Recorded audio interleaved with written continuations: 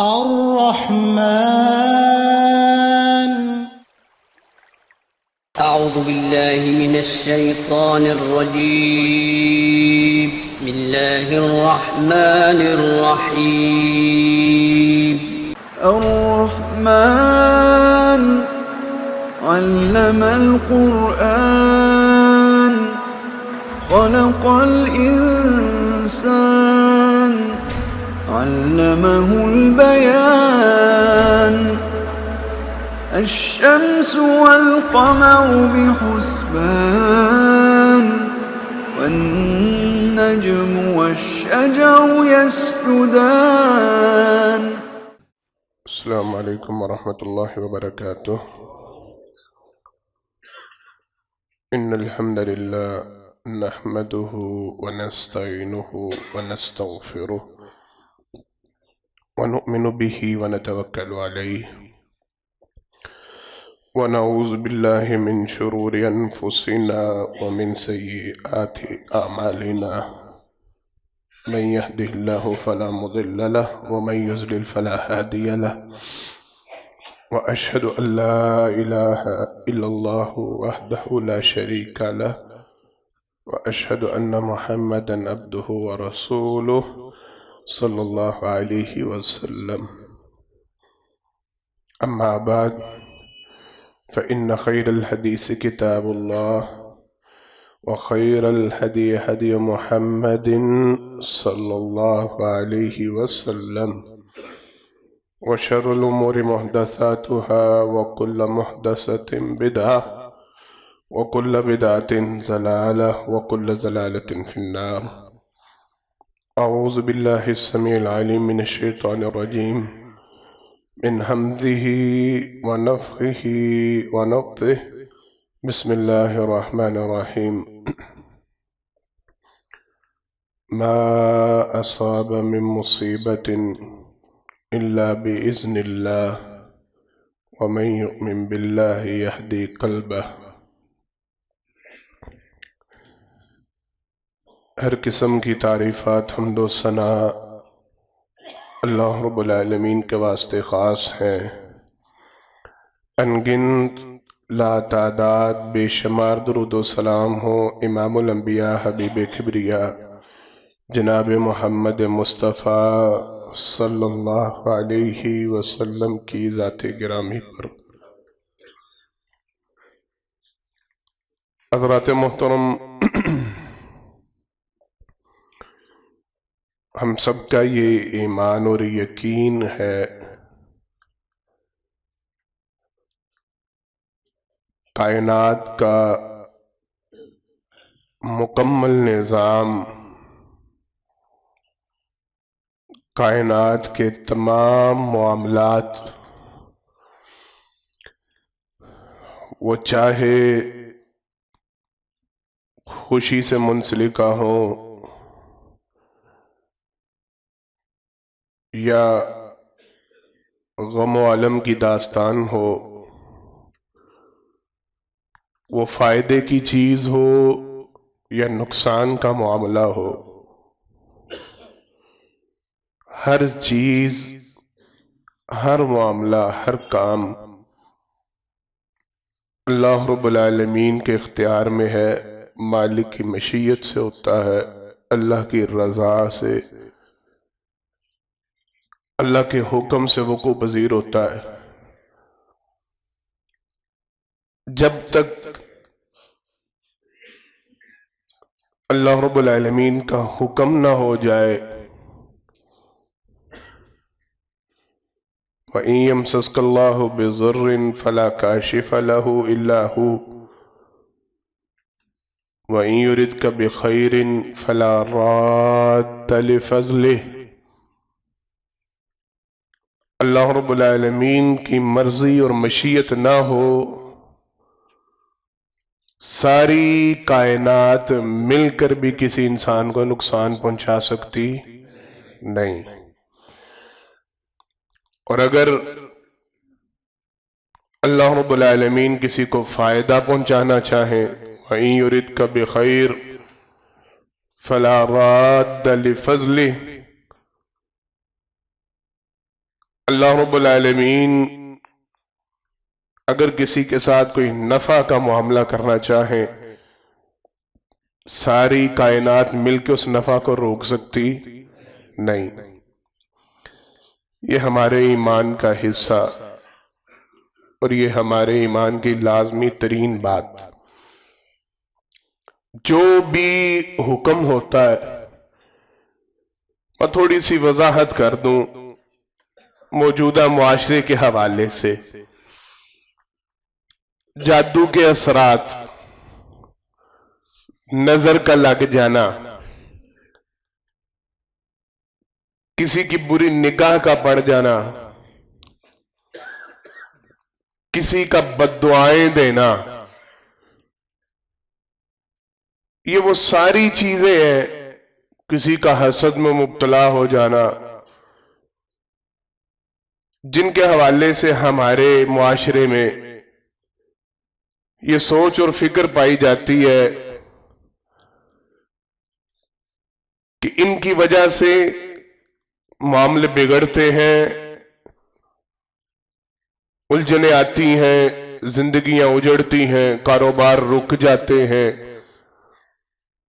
مناسب رشتے نہیں ملتے، گھریلو سکون برباد ہو جاتا ہے۔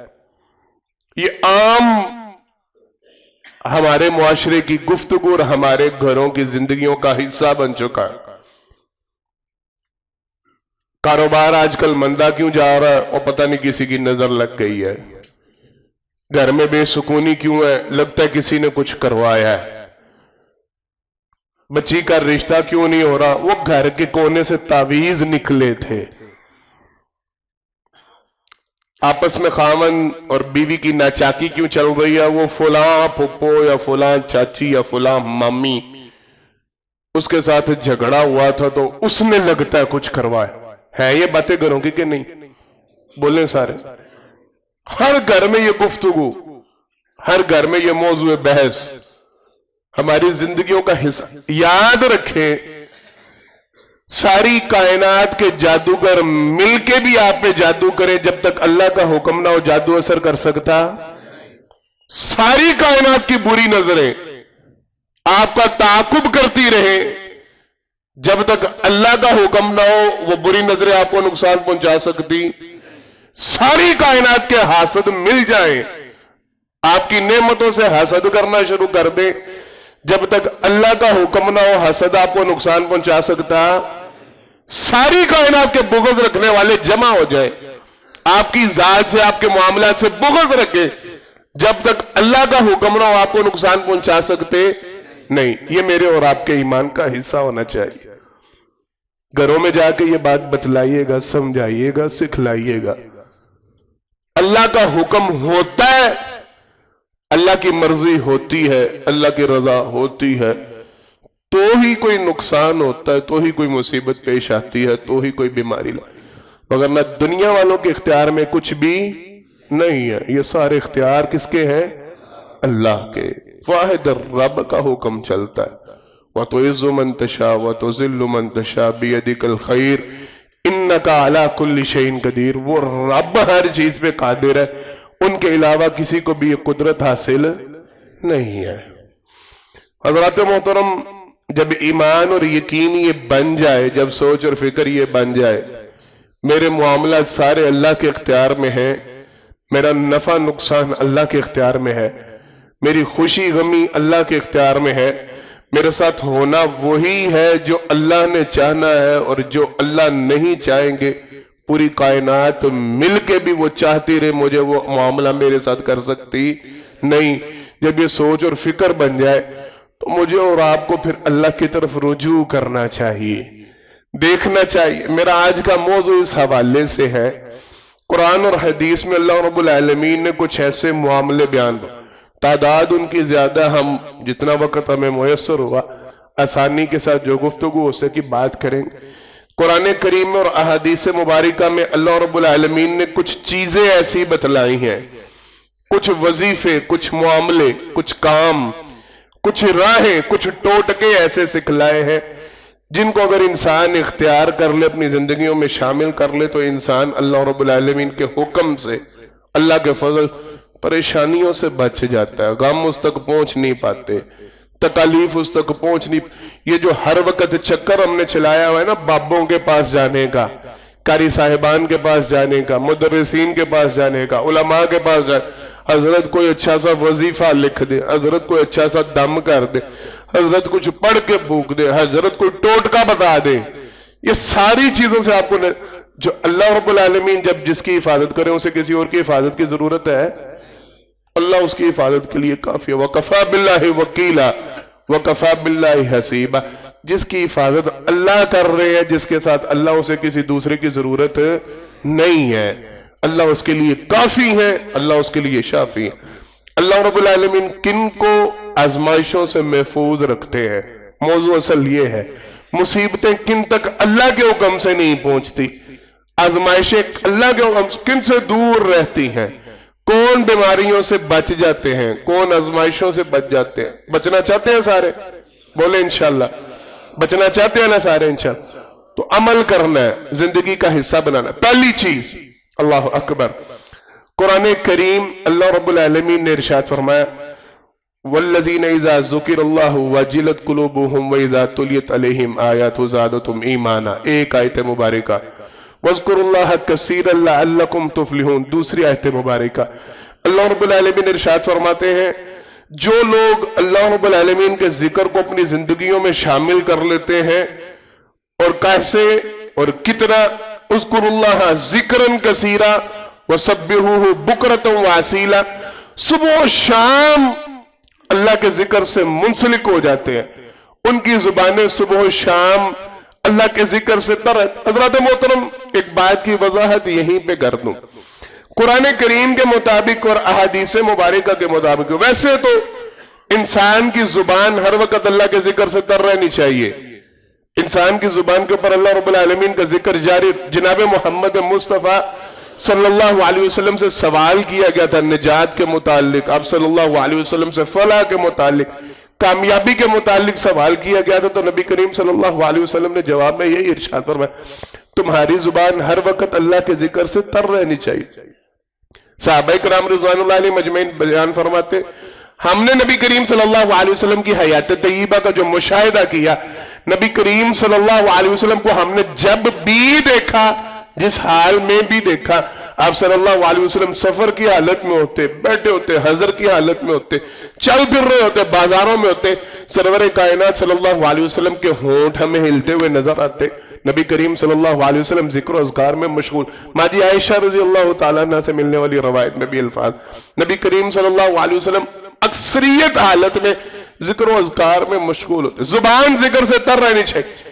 عمومی طور پہ معاملہ تو یہی ہے، قرآن کے مطابق، حدیث کے مطابق اصل اصول تو یہی ہے کہ صبح و شام دن رات جب بھی آپ کو موقع ملے چلتے پھرتے اٹھتے بیٹھتے الذین یذکرون اللہ قیاما وقعودا وعلی جنوبہم ویتفکرون فی خلق السماوات والارض. اللہ رب العالمین نے قرآن کریم میں انسان کی تینوں کیفیتیں بیان کی. میں نے آپ کو شاید پہلے کبھی سنایا اور بتلایا، انسان کبھی بھی تین حالتوں سے باہر نہیں نکلتا. یا انسان کھڑا ہوتا ہے قیاما وقعودا وعلی جنوبہم، یا انسان بیٹھا ہوتا ہے، آپ اس وقت بیٹھے ہیں، میں اس وقت کھڑا ہوں، یا انسان کھڑا ہوتا ہے، یا انسان بیٹھا ہوتا ہے، یا انسان لیٹا ہوتا ہے. ان تین حالتوں کے علاوہ انسان کی کوئی حالت نہیں ہوتی. یہ تین ہی کنڈیشن، اللہ نے تینوں کنڈیشن کا ذکر کیا. الذین یذکرون اللہ قیاما وقعودا وعلی جنوبہم، وہ کھڑے ہوتے ہیں تب بھی اللہ کو یاد کر رہے ہوتے ہیں، وہ بیٹھے ہوتے ہیں تب بھی اللہ کا ذکر کر رہے ہوتے ہیں، وہ اپنے پہلوؤں کے بل لیٹے ہوتے ہیں وقعودا وعلی جنوبہم، جب وہ لیٹے ہوتے ہیں اپنی جانبوں پہ، اپنی پشتوں کے بل، اپنی کروٹ پہ، وہ جس حال میں بھی ہوتے ہیں کیا کر رہے ہوتے ہیں؟ اللہ کا ذکر کر رہے ہوتے ہیں.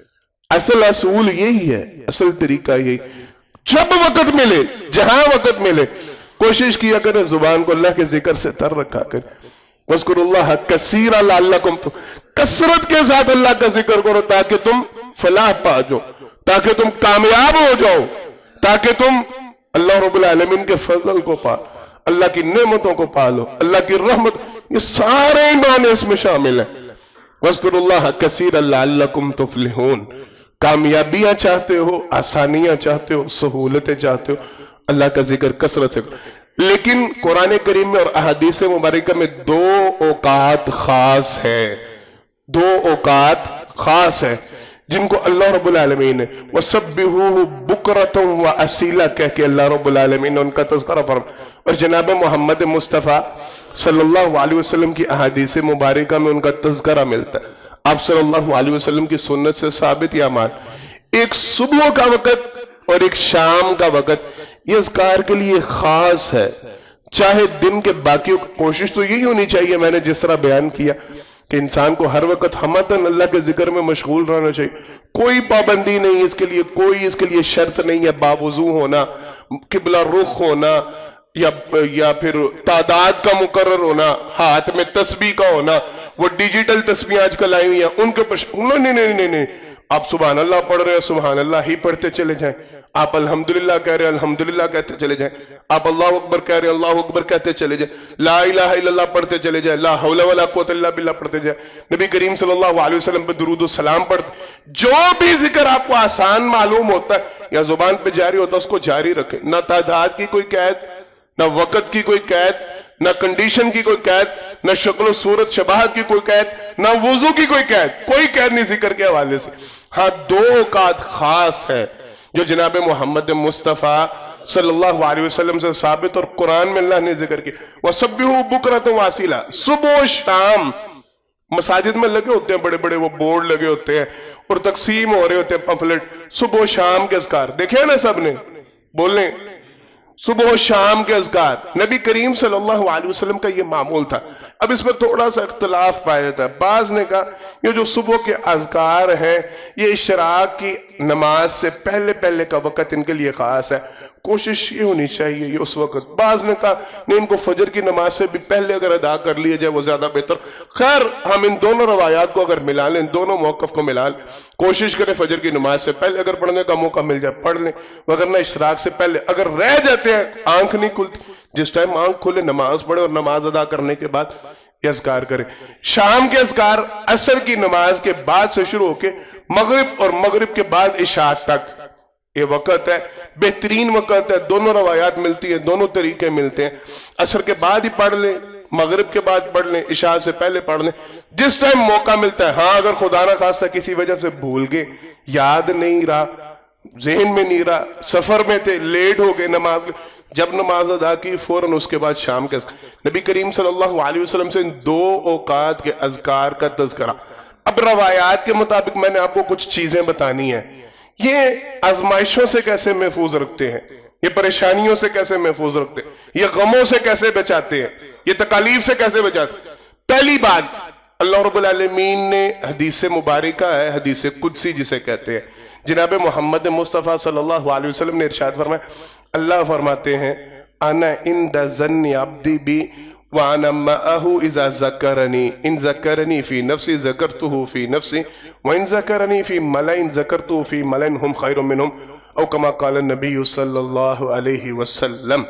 فرمایا نبی کریم صلی اللہ علیہ وسلم نے، اللہ فرماتے ہیں میں اپنے بندے کے گمان کے مطابق ہوتا ہوں، وَأَنَا مَعَهُ إِذَا ذَكَرَنِي، جب تک میرا بندہ میرا تذکرہ کرتا رہتا ہے، میرا ذکر کرتا رہتا ہے، میں اللہ رب العالمین اس کے ساتھ ہوتا ہوں۔ ایک دوسری روایت کے الفاظ ہے اِذَا ذَكَرْنِي عَبْدًا، جب تک میرا بندہ میرا ذکر کرتا رہتا ہے، وَأَنَا مَعَهُ، میں اللہ رب العالمین اس کے ساتھ ہوتا ہوں۔ جتنا وقت بھی، جتنا ٹائم بھی بندے کی زبان اللہ کے ذکر سے تر ہوتی ہے، اللہ کیا فرماتے ہیں، میں اس بندے کے ساتھ ہوتا ہوں۔ جس بندے کے ساتھ اللہ اسے دنیا والے نقصان پہنچا سکتے ہیں، ڈاکو اس کا مال چھین سکتے ہیں، چور اس کی دکان میں، اس کے گھر میں، اس کے مکان میں چوری کر سکتے ہیں، کوئی حاسد اس کو اپنے حسد کے ذریعے نقصان پہنچا سکتا ہے، کوئی جادو کرنے والا اپنے جادو کے ذریعے، یہی چل رہا ہے نا، کھچڑی پک رہی ہے ہمارے گھروں میں، جادو چل گیا، فلانی دی نظر لگ گئی، فلانی دی پیڑیں، چھوڑیں ان ساری باتوں کو۔ جس کے ساتھ اللہ ہو اسے غم آ سکتا ہے، اسے تکلیف پہنچ سکتی ہے، اسے پریشانی کا سامنا۔ وَأَنَا مَعَهُ إِذَا ذَكَرَنِي، جب تک میرا بندہ میرا ذکر کرتا رہتا ہے میں اللہ رب العالمین اس کے ساتھ رہتا ہوں۔ جناب محمد مصطفیٰ صلی اللہ علیہ وسلم کی حدیث مبارکہ، آپ صلی اللہ علیہ وسلم نے ارشاد فرمایا، اللہ رب العالمین نے جناب یحییٰ علیہ السلام کو 5 باتوں کی نصیحت کی اور ان سے کہا اپنی قوم کو یہ 5 باتیں بتلائیں۔ ان 5 باتوں میں سے ایک بات، دوسری بات میں آپ کو بعد میں سناتا ہوں، پہلے ہمارے اس بات سے منسلک ہے ایک بات۔ جناب یحییٰ علیہ السلام نے اللہ کے حکم سے اپنی قوم کو نصیحت کی، ان نصیحتوں میں سے ایک نصیحت یہ تھی، میری قوم کے افراد اپنی زبانوں کو اللہ کے ذکر سے تر رکھا کرو۔ جو بندہ اللہ کے ذکر میں مشغول رہتا ہے، اللہ کے ذکر کے ساتھ مصروف رہتا ہے، وہ یوں ہی ہوتا ہے جیسے کسی مضبوط قلعے کے اندر، جسے ہماری زبان میں قلعہ کہتے ہیں، وہ ایک مضبوط عمارت کے اندر پناہ لے لیتا ہے۔ جس طرح کوئی بندہ باہر سے دشمن حملہ کر رہا ہے، کوئی اس کے اوپر اٹیک کر رہا ہے، وہ ایک مضبوط اور چاروں طرف سے بند عمارت میں پناہ لے لیتا ہے۔ اب دشمن اس کو نقصان نہیں پہنچا سکتا، اب دشمن اس کے قریب نہیں پھٹک سکتا، اب دشمن اس کو غضب نہیں پہنچا سکتا۔ جناب یحییٰ کہہ رہے ہیں علیہ السلام، اسی طرح جو بندہ اللہ رب العالمین کا ذکر شروع کر دیتا ہے وہ چاروں طرف سے اللہ رب العالمین کے حصار میں آ جاتا ہے، کوئی نقصان پہنچانے والا اس کو نقصان پہنچا سکتا نہیں، اللہ رب العالمین اس کو محفوظ کر لیتے ہیں۔ یہ اللہ رب العالمین، نبی کریم صلی اللہ علیہ وسلم سے صبح و شام کے اذکار میں کئی باتیں، اب بات اگر اس موضوع پہ لی جائے، بڑھائی جائے، بڑا طویل موضوع بن جائے گا۔ اعوذ بکلمۃ اللہ التامۃ من شر ما خلق، اعوذ بکلمۃ اللہ التامہ من کل شیطان وہامہ ومن کل عین لام، یہ سارے صبح و شام کے اذکار، بسم اللہ الذی لا یضر مع اسمہ شیء فی الارض ولا فی السماء وهو السمیع العلیم، ان سارے اذکار کے متعلق جناب محمد مصطفیٰ صلی اللہ علیہ وسلم نے کیا فرمایا؟ جو بندہ یہ پڑھ لے اس کو شام کو پڑھے صبح تک کوئی چیز نقصان پہنچا سکتی، صبح پڑھے شام تک کوئی چیز نقصان پہنچا سکتی، حفاظت ہو گئی، مصیبتوں سے بچ گیا، تکالیف سے بچ گیا۔ ہم کر رہے ہیں عمل، ہم نمازیں ہی نہیں پڑھ رہے، ذکر و اذکار تو بڑی دور، ہمارا ٹائم بڑا شارٹ ہوتا ہے، ہمارا سارا دن ویسے پریشانی کاٹ لیں گے، ویسے چکر کاٹ لیں گے، ویسے اپنی پارٹیوں کے ساتھ الجھ لیں گے، ویسے گاہکوں کے انتظار میں سارا دن بیٹھے رہیں گے، ویسے سارا دن ٹکرے مارتے رہیں گے، ٹینشن لیتے رہیں گے، غم میں رہیں گے، تکلیف برداشت کر لیں گے، لیکن اللہ رب العالمین نے تکلیف سے بچنے کا جو ذریعہ سکھلایا، 5 7 10 15 منٹ کے جو اذکار ہے وہ کرنے کی توفیق وہ نہیں ملتی۔ یہ بڑا مشکل معاملہ، حضرت صاحب نماز ہی بڑی اوکھی پڑی جاندی ہے، مسجد سے آنے بڑا اوکھا ہی ہوتا ہے، تو انہوں پتا ہو شام دا ٹائم ہوتا ہے، جان دا ٹائم ہوتا ہے، بس دکان بند کرنے، صبح ویسے نہیں آنکھ کھلتی ہماری، مسجدوں کا فجر کے وقت جو حال ہوتا ہے وہ نہ مجھ سے پوشیدہ نہ آپ سے پوشیدہ ہے۔ فجر کی نماز کے ہمارے نمازی کے جو نماز پڑھنے نہیں آتے، جو سو کے گھروں میں نماز ضائع کر دیتے ہیں، وہ ذکر اذکار کس ٹائم کرتے ہیں؟ وہ اللہ رب العالمین کی پناہ میں کس ٹائم آتے ہیں؟ وہ اللہ کی حفاظت میں کس ٹائم؟ پرواہ کوئی نہیں۔ پہلی بات، اللہ رب العالمین کی طرف سے اگر پناہ میں آنا چاہتے، مصیبتوں سے جان چھڑا، اپنی نمازوں کی پابندی کے ساتھ ذکر و اذکار کو لازم و ملزوم کر لیں۔ قرآن کریم کی 2 آیات وہ ذرا سن لیں، وَمَنْ أَعْرَضَ عَنْ ذِكْرِي فَإِنَّ لَهُ مَعِيشَةً ضَنْكًا وَنَحْشُرُهُ يَوْمَ الْقِيَامَةِ أَعْمَىٰ۔ قرآن کریم کی ایک آیت مبارک ہے، اللہ رب العالمین ارشاد فرماتے جس نے میرے ذکر سے اعراض کیا۔ بعض مفسرین نے اس سے مراد قرآن لیا، بعض مفسرین نے اس سے مراد نماز لی، بعض مفسرین نے کہا اس سے مراد سیدھے سادھے الفاظ میں اللہ نے ذکر کہا تو ذکر ہی ہے، ذکر میں ساری چیزیں شامل۔ جس نے میرے ذکر سے اعراض کیا فَإِنَّ لَهُ مَعِيشَةً ضَنْكًا، ہم اس کی دنیا کی زندگی جینا حرام، یہ اصل ترجمہ ہے اس کا۔ فَإِنَّ لَهُ مَعِيشَةً ضَنْكًا، ہم اس کی دنیا کی زندگی کو تنگ کر دیتے، جینا حرام کر دیتے اس بندے کا جو ہمارے ذکر سے اعراض کرتا ہے۔ سارا دن گزر جاتا ہے، ہمیں وہ 33 مرتبہ والی تسبیحاں پڑھنی نہیں توفیق ہوتی۔ ہمیں علم ہے، ہم نے سنا بے شمار مرتبہ جناب محمد مصطفیٰ صلی اللہ علیہ وسلم نے فرمایا جس نے نماز پڑھی، نماز کے بعد صرف آیت الکرسی پڑھ لی اور کچھ نہیں پڑھا، صرف اللہ لا الہ الا هو الحی القیوم، یہی جس نے پڑھ لیا، نبی کریم صلی اللہ علیہ وسلم نے فرمایا اگلی نماز تک وہ بولیں اللہ کی حفاظت میں آ جاتا ہے، اللہ کی پناہ میں آ جاتا ہے، زندہ رہے گا تو اللہ کی پناہ میں، فوت ہو گیا تو سیدھا جنت میں۔ ہم سے تو یہ نہیں ہوتا، ہم نماز نکال کے وقت پڑھ، اولا نماز ہی نہیں پڑھنی، اور پڑھ بھی لیں آیت الکرسی کا ٹائم نہیں، ذکر و اذکار کا ٹائم نہیں، وظائف کا ٹائم. اللہ اکبر. کریں گے آج کے بعد انشاءاللہ وظائف کا اہتمام؟ ہاتھ اٹھا کے وعدہ کر. لازمی لازمی اپنے بچوں کو نصیحت. ادھر ادھر ٹامک ٹوئیاں، ادھر ادھر ہاتھ مارنے، ادھر ادھر کے وظائف ڈھونڈنے، ادھر ادھر کے ٹوٹکے، پرچیاں لکھ لکھ کے. معذرت کے ساتھ مجھے کوئی تنگی نہیں ہے آپ کی پرچیوں سے، اللہ کی قسم آپ کے لیے خلوص دل کے ساتھ دعا گو، لیکن یہاں پہ پرچیاں بھیجنا، قاری صاحب سے ریکویسٹ کرنا، یہ کچھ کرنا وہ کچھ کرنا، تو بہتر یہ نہیں ہم پریشانی سے پہلے ہی بچ جائیں؟ بولیں یہ زیادہ مناسب نہیں کہ ہم اپنے آپ کو غم سے پہلے ہی محفوظ رکھ لیں، ہم مصیبت سے پہلے اپنے آپ کو بچا لیں؟ بچانے کا طریقہ صبح و شام کے اذکار کو اپنی زندگی کا حصہ بنائیں. اس کے علاوہ چلتے پھرتے اٹھتے بیٹھتے جب بھی موقع ملے زبان کو اپنے ذکر سے تر رکھنا انشاءاللہ. پہلی بات. دوسری بات، مصائب سے اگر بچنا ہو فَلْيَحْذَرِ الَّذِينَ يُخَالِفُونَ عَنْ أَمْرِهِ أَن تُصِيبَهُمْ فِتْنَةٌ أَوْ يُصِيبَهُمْ عَذَابٌ أَلِيمٌ. یاد رکھیں اللہ رب العالمین کے کچھ اصول ہیں، کچھ اللہ کی سنتیں. ہم نے سنت کے لفظ کو مخصوص کیا ہوا ہے جناب محمد مصطفیٰ صلی اللہ علیہ وسلم سے کہ جو آپ صلی اللہ علیہ وسلم کام کریں وہ سنت. یاد رکھیں جو کام کسی کی زندگی کا روٹین کا حصہ ہوتا ہے، لازم و ملزوم قاعدہ ہوتا ہے، قانون ہوتا ہے، اسے بھی سنت. اللہ رب العالمین کی سنتیں بھی ہیں، اللہ کی قرآن کریم میں یہ لفظ موجود ہے، اللہ کی سنتیں ہیں، اللہ کے اصول ہیں، اللہ کے طریقے، اور اللہ اپنے طریقوں کو تبدیلا نہیں، بالکل نہیں بدلتے. وَلَن تَجِدَ لِسُنَّتِ اللَّهِ تَبْدِيلًا وَلَن تَجِدَ لِسُنَّتِ اللَّهِ تَحْوِيلًا. اللہ اپنی سنتوں کو تبدیل نہیں کرتے، اللہ اپنی سنتوں کو بدلتے نہیں. جو اللہ کے اٹل فیصلے ہیں وہ فیصلے موجود ہیں، وہ لازم ہیں، وہ ثابت ہیں، ان میں تحریف نہیں ہوتی، ان میں بدلاؤ نہیں ہوتا. ان اصولوں میں سے ایک اصول ہے فَلْيَحْذَرِ الَّذِينَ يُخَالِفُونَ عَنْ أَمْرِهِ أَن تُصِيبَهُمْ فِتْنَةٌ أَوْ يُصِيبَهُمْ عَذَابٌ أَلِيمٌ. جو لوگ جناب محمد مصطفیٰ صلی اللہ علیہ وسلم کے احکامات کی خلاف ورزی کرتے ہیں اللہ انہیں کسی نہ کسی مصیبت میں دوچار کر دیتے ہیں. بڑی توجہ کے ساتھ اس معاملے کو سمجھیے گا. اگر آپ یہ چاہتے ہیں نا کہ آپ کو غم نہ ملے، مصیبتیں نہ ملیں، تکالیف نہ ملے، پریشانیوں کا منہ نہ دیکھنا پڑے، اپنے اعمال کو سنت کے مطابق ڈھالنے کی کوشش کریں. ہم کہتے ضرور ہیں، ہم سنتے ہیں، ہم سناتے ہیں، ہم تحریر میں، ہم تقاریر میں ہم تذکرہ کرتے ہیں. نبی کریم صلی اللہ علیہ وسلم کی زندگی کا ایک ایک پہلو محفوظ ہے.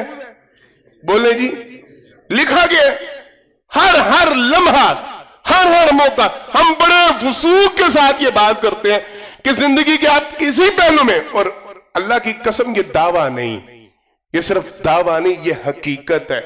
آپ زندگی کے کسی پہلو پہ کھڑے ہیں، آپ معاشرتی مسائل کا شکار ہیں، آپ معاشی مسائل کا شکار، آپ گھریلو الجھنوں میں پلجے ہوئے، آپ کہیں پہ ہیں.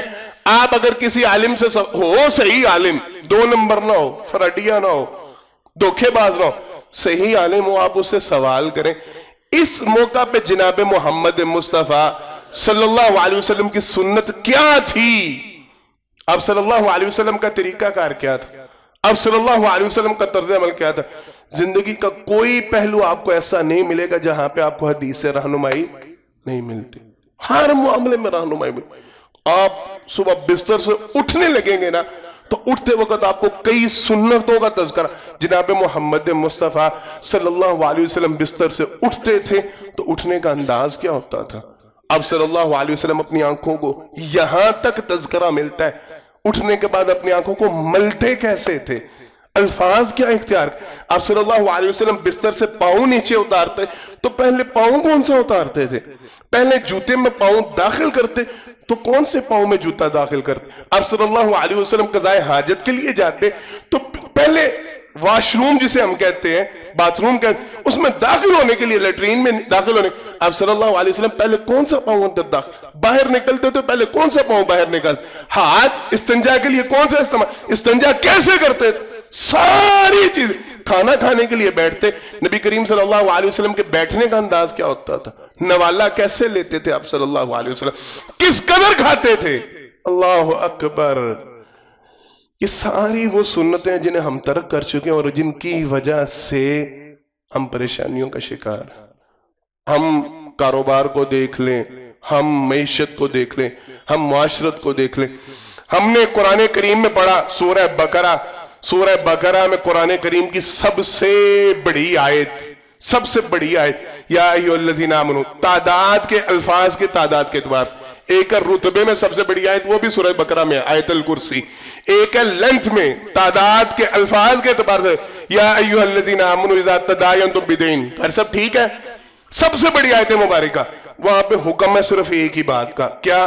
جب آپس میں ایک دوسرے کو قرض دینا ہونا، سگا بھائی کیوں نہیں، سگے چچا کا بیٹا، ماموں کا بیٹا، خالہ کا بیٹا، پھپھو کا بیٹا، پارٹنرشپ فلان ڈمکان جو بھی ہے، اذا تداینتم بدین الی اجل مسمى فاکتبوہ، اس کو تحریر کر لیا کرو۔ کتنا حکم ہے؟ یہاں تک حکم ہے اگر تمہیں تحریر کرنے کے لیے کوئی بندہ، جو دو بندے آپس میں ڈیل کر رہے ہیں، ان دونوں کو لکھنا ہی نہیں آتا، نہ لینے والے کو لکھنا آتا نہ دینے والے کو لکھنا، اللہ فرماتے ہیں کسی سے لکھوا لو، اور ایک کام اور کرو، ساتھ دو گواہ بٹھا لو، جب آپس میں لین دین کا معاملہ کرو، تحریر کر لو، بل بنا لو، کھاتے پہ چڑھا لو، لکھ لو، اگر لکھنا نہیں آتا منشی رکھ لو، منشی سے لکھوا لو، لکھوانے کے بعد کوشش یہ کرو جب ادھار کا معاملہ ہو، جب قرض کا معاملہ ہو، دو گواہ مقرر کر لو، دو گواہ بٹھا لو، ان کے سامنے یہ سارا معاملہ، دو مرد نہیں ملتے، حدیث کے مطابق اور قرآن کی آیت کے مطابق 4 عورتوں کو گواہ بنا لو، بناؤ ضرور، گواہوں کے بغیر یہ معاملہ ہوتے ہیں ہمارے گواہ مقرر، بولیں او یار تو رکھ پیسے کوئی گل نہیں، او ٹھیک ہے کوئی لکھنے کی ضرورت، او نہیں یار، کو وصولی کو پرچی، سہیل صاحب چل رہے ہیں جھگڑے بازاروں میں، انہی چیزوں کے کوئی وصولی ہے نہیں، کوئی تحریر ہے نہیں، او یار مجھ سے وصولی لینی ہے، بڑی نامناسب بات، اچھا اب ہم وصولیاں دیں گے، اچھا اب ہم تحریریں لکھیں گے، اچھا اب آپس میں تحریر، یہ جملے چلتے ہیں کری، اور بعد میں وہی سگے بھائی تحریر نہ ہونے کی وجہ، ابا جی کس کے نام کیا چیز الاٹمنٹ کر کے گئے، کس کا کتنا حصہ ہے، تحریر نہیں، اور بھائی کا گلا گھونٹ رہا ہوتا ہے کہ نہیں گھونٹ رہا ہوتا، اس لکھے نہ ہونے کی وجہ سے لوگ کتنی بڑی رقموں سے مکر جاتے ہیں کہ نہیں مکر جاتے، ثبوت ہی کوئی ثبوت ہے، کوئی چیک ہے، کوئی پرچی ہے، نہیں نکلتے ہو، کوئی شے نہیں، اللہ نے پہلے، ہم مصیبت کو خود دعوت دیتے ہیں سنت کی خلاف ورزی کر کے، جناب محمد مصطفیٰ صلی اللہ علیہ وسلم کے احکامات، اللہ اکبر، نبی کریم صلی اللہ علیہ وسلم ابھی کھانے کا تذکرہ کر رہا تھا، کھانے کا طریقہ کیا تھا، آپ صلی اللہ علیہ وسلم دائیں ہاتھ سے کھاتے، کل بیمینک وکل مما یلیک، اپنے سامنے سے کھاتے، ان سنتوں کا تو پتہ ہے، لیکن ایک سنت جناب محمد مصطفیٰ صلی اللہ علیہ وسلم نے حکم دیا، کھانا کھا رہے ہو 3 حصوں میں اس کو تقسیم کرو، اپنے پیٹ کو ایک حصہ ہوا کے لیے، سانس لینے کے لیے، ایک حصہ پانی کے لیے، اور ایک حصہ کھانے کے لیے، 3 حصوں میں تقسیم کرو اپنے پیٹ کو۔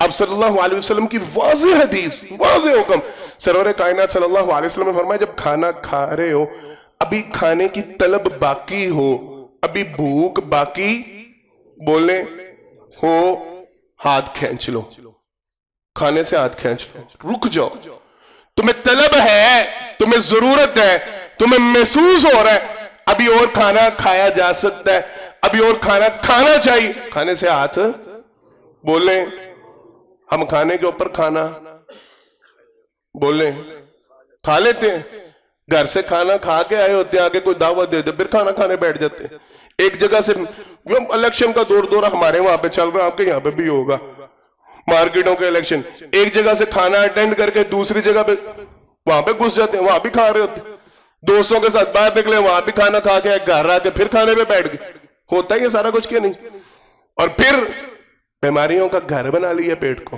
کیوں؟ سنت کی خلاف ورزی۔ اتنے لوگ بھوک سے نہیں مرتے جتنے زیادہ کھانے کی وجہ سے مر رہے ہیں، ہم نے سنت سے منہ موڑا ہے، ہم نے سنت کی خلاف ورزی، ہم دانتوں کے مسائل کے لیے ڈاکٹروں کے پاس بھاگے پھرتے ہیں، سب سے مہنگا علاج مانا جا رہا ہے اس کو، ڈینٹل سرجن۔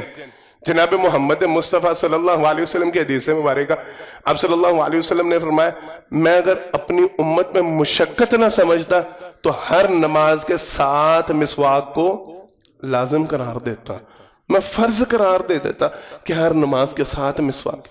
سائنس کہتی ہے، موجودہ طب کہتی ہے، تحقیق کہتی ہے برش کے ساتھ. یاد رکھیں گے میرے جملے، برش کے ساتھ نہیں، مسواک کے ساتھ آپ سینے کی، آپ منہ کی، آپ زبان کی، آپ دانتوں کی کئی بیماریوں کا علاج، حلق، سینہ اور منہ، ان تینوں چیزوں کی بیماریوں کا علاج کس میں ہے؟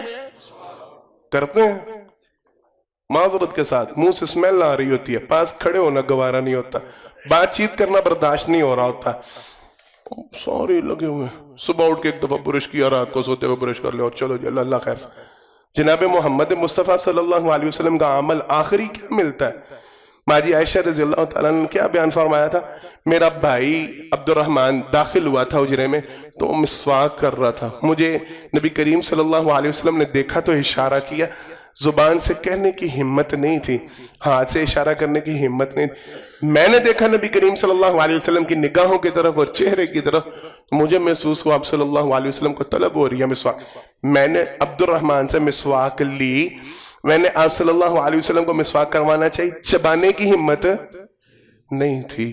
میں نے اپنے منہ میں، اپنے دانتوں میں رکھ کے مسواک کو چبایا اور جناب محمد مصطفیٰ صلی اللہ علیہ وسلم کو مسواک کروائی.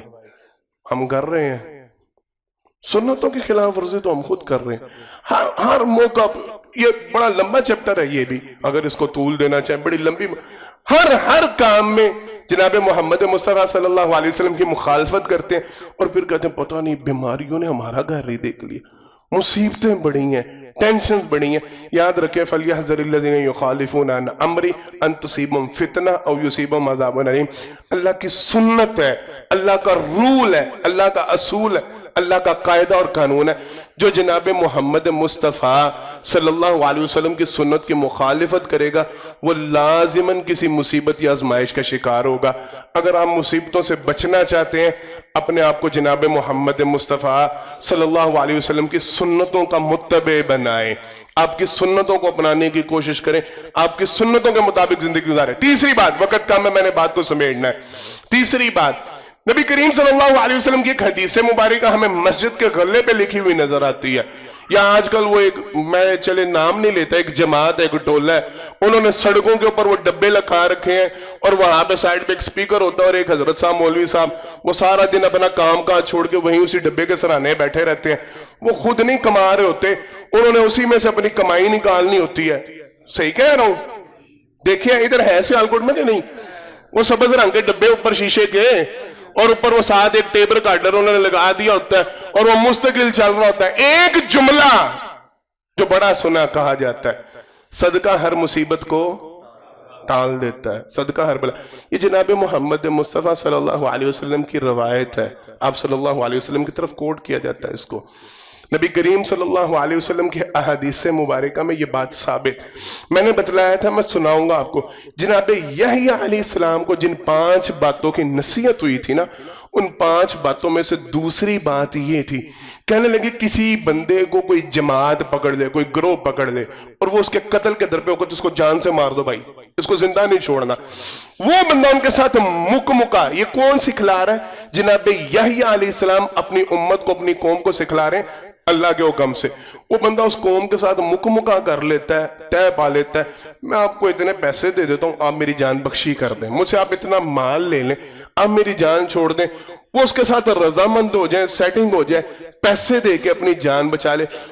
جناب یحییٰ علیہ السلام کہنے لگے بالکل اسی طرح بندہ اللہ رب العالمین کے ساتھ معاملات طے کرتا ہے، بندہ خرچ کر کے عذابوں سے بچ جاتا ہے، مصیبتوں سے بچ جاتا ہے، تکالیف سے بچ جاتا ہے. ان المصدقین والمصدقات وَاقْرَضُوا اللَّهَ قَرْضًا حَسَنًا فَيُضَاعِفَ لَهُمْ وَلَهُ أَجْرٌ كَرِيمٌ. اللہ رب العالمین کسی کے صدقہ کو کبھی ضائع کرتے نہیں. جناب محمد مصطفیٰ صلی اللہ علیہ وسلم نے اسے ڈھال قرار دیا، اسے بچاؤ کا طریقہ قرار دیا. یہ مضبوط کلا جب تک بندہ خرچ کرتا رہتا ہے اللہ رب العالمین اس سے مصیبتوں کو دور کرتے رہتے. یہاں پہ ایک بات جو میں اکثر آپ لوگوں سے کہا کرتا ہوں، میں اکثر دہرایا کرتا ہوں، دنیا کے اندر اور آخرت کے اندر جہنم سے بڑی کو مصیبت ہے؟ بولیں.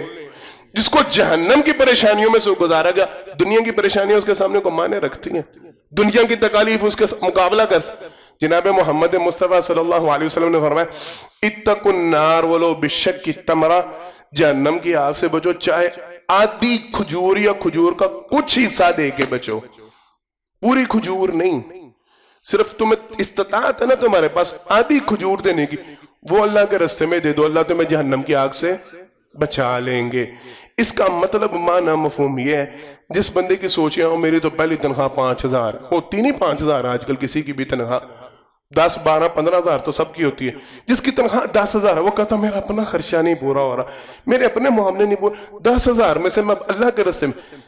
احادیث مبارکہ کے مطابق اگر نبی کریم صلی اللہ علیہ وسلم نے آدھی کھجور یا کھجور کا کچھ حصہ اگر بیان کیا ہے، اتنی طاقت نہیں ہے ہر کسی کے پاس بولنے۔ مزدور بندہ بھی ایک کھجور تو اللہ کے راستے میں خرچ کر سکتا ہے، وہ ایک کھجور تو اللہ کی راہ میں دے سکتا ہے۔ مثال ہماری زبان، 1 روپیہ تو رب کے راستے میں دے سکتا ہے، 5 کا سکہ ویسے جو ضائع کرنا ہے پھینکنا ہے، یہ تو اللہ کے راستے میں دے سکتے ہیں۔ روپے کی ویلیو ہم نے تو چھوڑی کچھ نہیں نا، وہ تو ایک الگ چیپٹر کھل جائے گا، اور یہ دے سکتے ہو اتنا ہی دو۔ اتقوا النار ولو بشق تمرہ، اگر آدھی کھجور دینے سے بندہ کائنات کی سب سے بڑی پریشانی جہنم سے بچ سکتا ہے، تو اللہ کے راستے میں 5-10 خرچ کرنے سے دنیا کی مصیبتوں سے نہیں بچ سکتا۔ کریں گے خرچ آج کے بعد؟ میں نے آپ کو یہ پہلے بھی سنایا اور سمجھایا اور سکھلایا، کبھی بھی اپنے دیے ہوئے کو کم نہ یہ نہ سوچا کریں کہ میرے پاس ہے ہی کچھ نہیں، پلے کچھ نہیں، تنخواہ پہلے تھوڑی ہے، اپنے سے 5 روپے کی گنجائش ہے 5 دیں، روزانہ 5 دیں کہ مہینے کا 150 بن جائے، 150 بن جائے گا، تو 150 روپے ایک مہینے میں نہیں خرچ کر سکتے اللہ کے راستے۔ 10 خرچ کریں روزانہ، 10 روپے اللہ کے راستے میں دیں، 300 مہینے کا بن جائے گا، تو 10,000 میں سے 300 اللہ کے راستے میں نہیں دیا جاتا، 12,000 میں 15,000 میں سے 300 نہیں دینا آسان ہے۔ اور وعدہ رب کا آپ دیں، اللہ آپ کو مصیبتوں سے بھی بچائے گا، تکلیفوں سے بھی بچائے گا، اور کئی گنا یضاعف لهم اضعافا کثیرہ، کئی گنا بڑھا چڑھا کے اللہ آپ کو عطا کرے۔ یہ نہ سوچا کریں کہ میری تو تنخواہ ہی اتنی ہے تو میرا اضافہ کیسے ہوگا، رب کے پاس وسائل کی کوئی کمی ہے نہیں، میری اور آپ کی سوچ میں کمی ہو سکتی ہے، اللہ کے پاس سکتا ہے۔ تیسری چیز، اگر مصیبتوں سے بچنا چاہتے ہیں صدقہ و خیرات کریں، اور روزانہ کی بنیاد پہ کریں، ڈیلی بیسس پہ کریں۔ ایک حدیث اس حوالے سے اور پھر اگلی بات، نبی کریم صلی اللہ علیہ وسلم نے فرمایا روزانہ اللہ کی طرف سے 2 فرشتے اترتے ہیں۔ کتنے فرشتے؟ 2 فرشتے، ایک فرشتہ دعا دیتا ہے، ایک فرشتہ بد دعا دیتا ہے۔ آپ صلی اللہ علیہ وسلم نے فرمایا جو فرشتہ دعا دیتا ہے وہ کہتا ہے اللہ جو تیری راہ میں خرچ کرتا ہے اللہ اس کے مال میں اضافہ فرما۔ دوسرا فرشتہ بد دعا دیتا ہے اللہ جو تیری راہ میں خرچ نہیں کرتا اللہ اس کے مال کو تباہ و برباد فرما۔ اب آپ اندازہ کریں جس نے 5 روپے ہی اللہ کے راستے میں دیے وہ دعا کا مستحق بنا یا بد دعا کا؟ فرشتے کی دعا زیادہ اچھی ہے یا قاری صاحب کی دعا؟ فرشتے کی دعا زیادہ اچھی ہے یا مدرس صاحب کی دعا، خطیب صاحب کی دعا، جس کو اللہ کے حکم سے اتارا گیا اور وہ دعا اللہ کے حکم، اس کی دعا زیادہ اچھی ہے، اتھینٹک ہے، قبولیت والی؟ تو دعا لیا کریں۔ روزانہ آپ کے لیے فرشتہ دعا کر رہا ہے، آپ خود دعا کے مستحق بن رہے ہیں یا نہیں بن رہے ہیں، میرے کوشش کریں روزانہ اللہ کے راستے میں جتنا ہو سکتا ہے 5 10 15 20 25 50 100 جتنی توفیق کریں گے آج کے بعد صدقہ انشاءاللہ۔ آخری بات، لئن شکرتم لازیدنکم ولئن کفرتم ان عذابی لشدید، اللہ کے لیے اللہ کے شکر گزار بندوں میں سے بن جائے۔ ما یفعل اللہ بعذابکم ان شکرتم وآمنتم وکان اللہ شاکرا علیما۔ اللہ نے اصول بیان کیا، اللہ نے قانون بیان کیا، اللہ رب العالمین کسی کو بھی اس وقت تک عذاب میں، مصیبت میں، تکلیف میں مبتلا نہیں کرتے جب تک بندہ اللہ کا شکر ادا کر رہا ہوتا ہے۔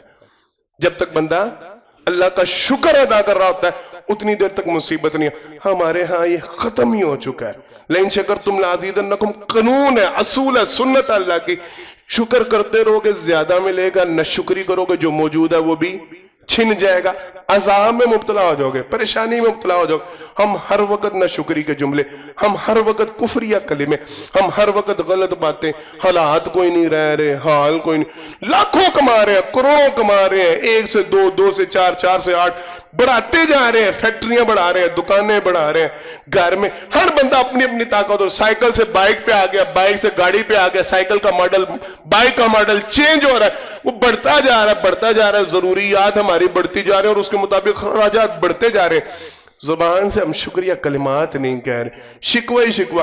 دیکھا کریں اپنے باپ داداؤں کو، دیکھا کریں جن سہولتوں میں آپ زندگی بسر کر رہے ہیں، کیا انہوں نے کبھی ان کا رخ بھی دیکھا تھا؟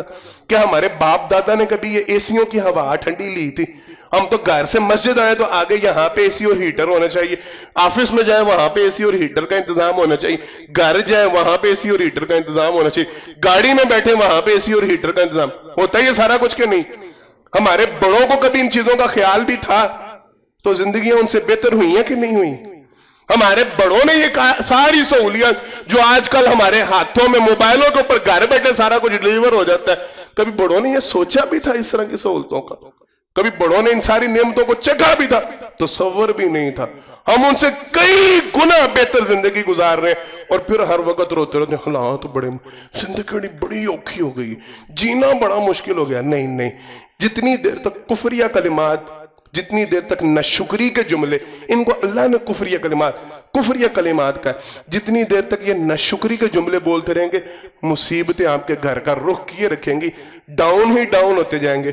جب شکر ادا کرنا شروع کر دیں گے، اللہ آپ کو اوپر لے کے جانا شروع ہو جائیں گے، حالات بہتر ہونا شروع ہو جائیں گے، مصیبتیں ٹلنا شروع ہو جائیں گی۔ اپنی زبانوں بنائیں گے سارے انشاءاللہ شکریہ والی زبان، نہ شکری کے کلمات آج کے بعد نہیں بولنے۔ اللہ مجھے اور آپ کو عمل کی توفیق عطا فرمائے۔ آخر دعوانا الحمدللہ رب العالمین۔ ان الحمدللہ نحمده ونستعینه ونستغفره ونؤمن به ونتوکل علیہ ونعوذ باللہ من شرور انفسنا ومن سیئات اعمالنا من يهده الله فلا مضل له ومن يضلل فلا هادي له واشهد ان لا اله الا الله وحده لا شريك له واشهد ان محمدا عبده ورسوله صلی اللہ علیہ وسلم۔ حضرات محترم، پہلے خطبہ جمعہ میں اللہ کی توفیق سے اس حوالے سے گفتگو کی گئی، ایسے اعمال جن کی وجہ سے مصیبتیں آنے سے پہلے ہی اللہ رب العالمین ٹال دیا کرتے ہیں، مصیبتیں، پریشانیاں، غم، تکلیف آپ تک پہنچتے نہیں، ان اعمال میں سے چند ایک کے حوالے سے گفتگو کی گئی۔ ان اعمال میں اللہ رب العالمین کے راہ میں صدقہ و خیرات کرنا، صبح و شام ذکر کا اہتمام کرنا، اللہ رب العالمین کے راہ میں صدقہ خیرات دیتے رہنا، ذکر و اذکار کے ساتھ اپنی زبانوں کو مشغول رکھنا، نبی کریم صلی اللہ علیہ وسلم کی سنتوں پر عمل کرنا، اور اپنی زبان کو شکریہ سے تر رکھنا، ناشکری کے کلمات سے گریز کرنا، ان باتوں کے حوالے سے وضاحت کی گئی۔ اللہ رب العالمین خدائے مالک مجھے اور آپ کو ہر قسم کی پریشانی، مصیبت، تکلیف سے محفوظ فرمائے۔ جو غم، مصیبتیں، آزمائشیں ہم تک پہنچ چکے ہیں، اللہ ان سے ہمیں نجات عطا فرمائے، آسانیوں والے، رحمتوں والے معاملے فرمائے۔ بیماروں کے لیے دعا کی درخواست کی گئی ہے، جتنے بھی بیمار ہیں دعا کر اللہ سب بیماروں کو شفائے کاملہ واجلہ عطا فرمائے۔ ہمارے محترم چودھری ریاض صاحب حفظہ اللہ اسلام آباد گئے ہوئے، ان کے گھر پوتا ہوا، ان کے بیٹے کے گھر بیٹا ہوا، لیکن کنڈیشن اس کی کچھ بہتر نہیں، ڈاکٹروں نے 48 گھنٹے کا ٹائم دیا ہوا ہے۔ خصوصی دعا کریں اللہ اس بچے کو ایمان سے، تندرستی والی، عافیت والی لمبی زندگی عطا فرمائے، اللہ اسے اس کے ماں باپ کی، دادا کی آنکھوں کی ٹھنڈک بنائے، اور بھی جتنے بیمار اللہ سب کو شفائے کاملہ واجلہ عطا فرمائے۔ جو فوت ہو چکے اللہ سب کی مغفرت فرمائے، سب کی قبروں کو جنت کے باغ بنائے، سب کے درجات کو بلند فرمائے۔ یہ نماز کے مسائل کے حوالے سے کچھ سوالات تھے، آج وقت نہیں ہے، انشاءاللہ اگلے خطبہ میں اس کے حوالے سے وضاحت کریں گے۔